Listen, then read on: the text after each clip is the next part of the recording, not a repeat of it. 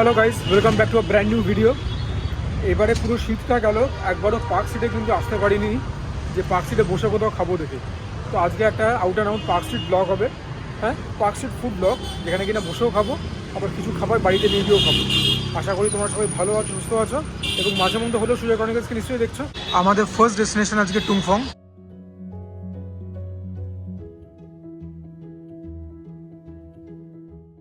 এটা হচ্ছে মিক্সড ক্যান্টানিজ চাউ, egg chicken prawn সব গেছে।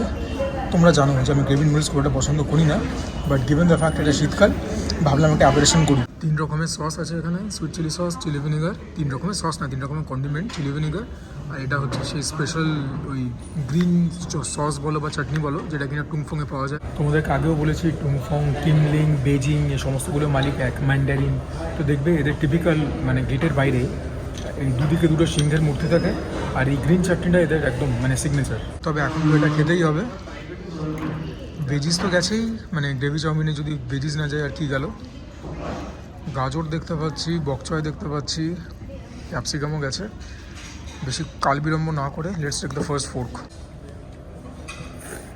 ইট ইজ ভেরি মিটি, হতে পারে আজিনোমোটো দিয়েছে, পাইপিং হট। তবে আমি যে ফার্স্ট ফুডটা নিলাম, মুখের মধ্যে কোনো প্রোটিন পড়লো না, না চিকেন না প্রন নাই।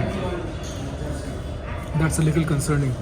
আর যে দাম এটা নিচ্ছে প্রত্যেকটা ফোর্কে, কিছু না কিছু প্রোটিন মুখের মধ্যে যাওয়াটা আমি কী বলবো, আশা রাখি।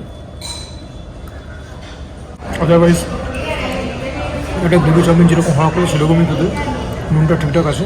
এরকম সুইটস করে চিকেন দিয়েছে, এগ ড্রপ গেছে, but I struggle to see prawn.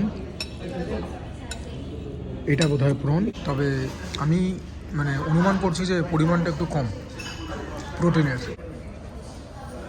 মুখের প্রোটিন করলে টেস্টটা একটু বেটার লাগে। তবে আমার স্বতন্ত্র স্বাদ পছন্দ, কোনোদিনই গ্রেভি চাউমিন আমার হাক্কা চাউমিনের মতো পছন্দ হবে না। তাও আজকে নিলাম, শীত বিদায় নিচ্ছে, এখন যদি একটুখানি সুপি নুডলস না খাই আর কবে খাবো। এবারে কন্ডিমেন্টসে তো হাত একটু লাগাবোই, ইউ গাইজ নো মি। একটু চিলি ভিনেগার আর এই স্পেশাল সসটা অল্প নিতে হবে। সুইটটা নয় নাই নিলাম। Let's mix this things up and now let's take a fork. Definitely ফ্লেভারটা এলিভেট করলো। আমি বারবারই একটা কথা বলি, চাইনিজ রাইস বা নুডলস খাওয়ার সেরা অ্যাকম্পানিমেন্ট হচ্ছে কন্ডিমেন্টসগুলো। এবারে কিন্তু অন্য এস্টাবলিশমেন্ট যেতে হবে, হয় খাবো নাহলে প্যাক করে বাড়িতে নিয়ে যাবো, সেটাও তো দেখাবোই তোমাদেরকে। বাকিটাকে আমি রেটিং দেবো।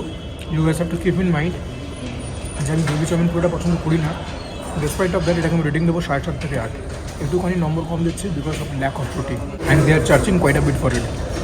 আন্ডারস্ট্যান্ডেবলি সো, পার্ক স্ট্রিটের মতো জায়গায় লেজেন্ডারি এস্টাবলিশমেন্ট, তবে হ্যাঁ প্রোটিনের মাত্রাটা একটু কম।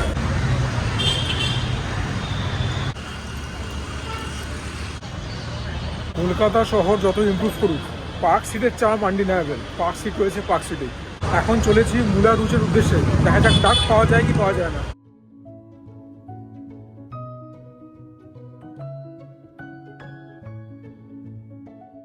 মুলারুস থেকে নিয়ে নিলাম ডাক বাটার মশলা, বাড়িতে গিয়ে দেখাবো, দামও বলবো। এই চারখানাই মালিক কিন্তু এক, ওয়ার্ল্ড অফ ফ্লোরিয়ানা, মুলারুস, ম্যাগনোলিয়া, যেটা কিনা উঠেই গেছে। আগেও একবার বলেছি, এখনও বলছি, ম্যানেজমেন্টটা খুব বাজে, ঠিক আছে। এটা মন্তোষদের ছিল, এখন জানি না কাদের। মন্তোষের আর আমার স্কুল এক ছিল, ইলিয়াস মিল। আর দেখা যাক কিছু কেনা যায় কিনা। পার্ক স্ট্রিটে শীতকাল আসলে আমার এমনি ভালো লাগে, শীতকালটা এমনি ভালো লাগে। তবে পার্ক স্ট্রিটে ক্রিসমাস নিউ ইয়ারের টাইমে যে লাইটিং ফাইটিংগুলো হয় না, তখন একদম জাঁকজমকটা অন্যরকম থাকে। এখন তো অবভিয়াসলি সেই ব্যাপারটা নেই। এই কারিজটা আমার খুব ফেভারিট, আজকেই বন্ধ থাকতে হলো। এই যে লেখা রয়েছে, আজকে কপালে লেখা ছিল না, আর কি হবে, কিছু করার নেই, হাসি মুখে বানিয়ে নিতে হবে। তো যখন করিমস হলো না, let us knock at the doors of its নেবার। আরসালান।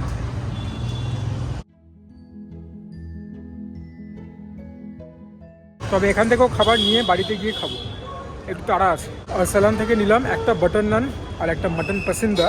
মুলারুস থেকে কিনেছিলাম ডাক বাটার মশলা 585 বিফোর ট্যাক্সেস, ট্যাক্স 5%। আরসালান থেকে মাটন পাসিন্দা 391 আর একটা বাটার নান 90। দাম দেখতে পেয়ে গেছো, এবারে এটা হবে। এই হচ্ছে মুলারুসের প্যাকেজিংটা কিন্তু খুব সুন্দর করেছে, no two ways about it. পুরো ব্যাপারটাকে একদম এরকম মানে র্যাপ করে দিয়েছে, যাতে করে কিনা তেল স্পিল না করে। এর জন্য অ্যাডিশনাল পয়েন্টস পাবে। মুরারুজের ম্যানেজমেন্ট খারাপ হলেও ওয়েটারদের ব্যবহারপত্র একটুখানি উইয়ার্ড হলেও খাবার দাবারের মানটা এখনও ভালো, ওর জন্য এখানে এখনও যাই। বাকি ওয়ার্ল্ড অফে যাওয়া ছেড়ে দিয়েছি, ফ্লোরিয়ানাতে এমনিতেই কম গেছি, ম্যাগনোলিয়া তো হয়েই গেছে, এখন চেঞ্জ হয়ে গিয়ে এখন ওখানে খুলে গেছে গন্ধরাজ। এই হচ্ছে আর্সেলেনের প্যাকেজিং। এটার মধ্যে থাকবার কথা হচ্ছে বাটার নানের, এটাও সুন্দর প্যাক করেছে। আর এই হচ্ছে মাটন পসন্দা। তবে মাটন পসন্দা একটুখানি যদি এরকম র্যাপ করে দিত তাহলে বেটার হতো। আচ্ছা, বাটার নানটা যেরকম দামই নিয়েছে, মানে যেরকম দাম নিয়েছে, সাইজটাও কিন্তু পেল্লায় বড়, ঠিক আছে, মানে ইজিলি সামথিং লাইক 1 ফুটের থেকে বেশি তো বটেই লম্বায়, তবে মাখনের প্রভাব তো ততটা আমি দেখছি না। সো দিস ইজ মুলা রুজেস ডাক বাটার মশলা, আমার খুব খুব favourite. This are all very oily, ঠিক আছে, দিস আর অল ডেকাডেন্ট।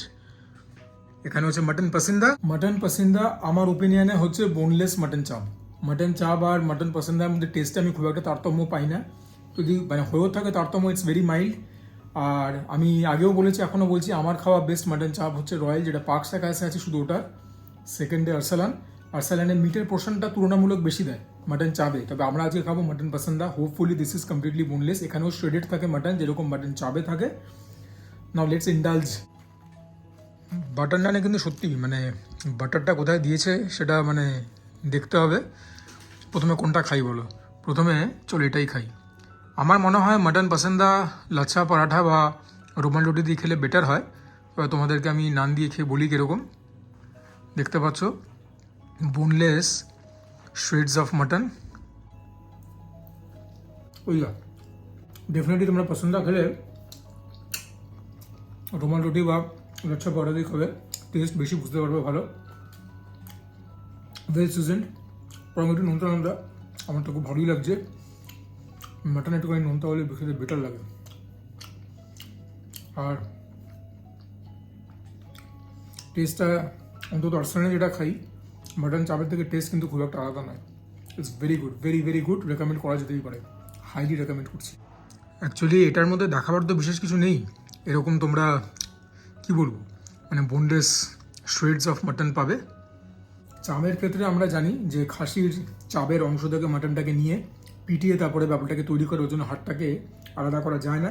এখানে আমি জানি না কীভাবে করেছে।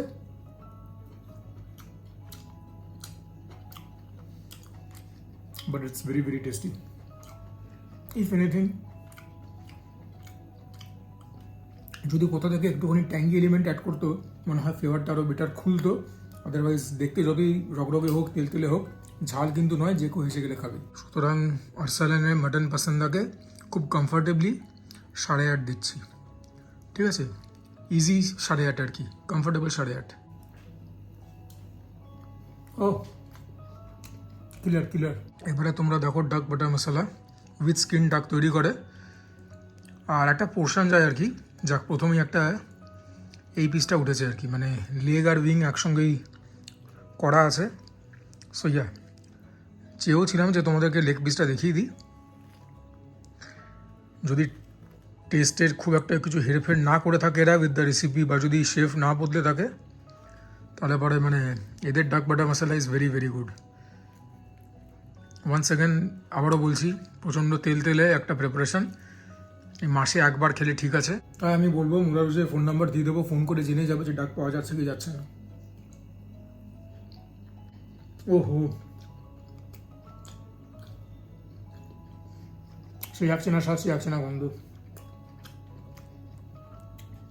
ওয়েল সিজনড, স্পাইসি খুব একটা না, যে কেউ এসে গেলে খাবে।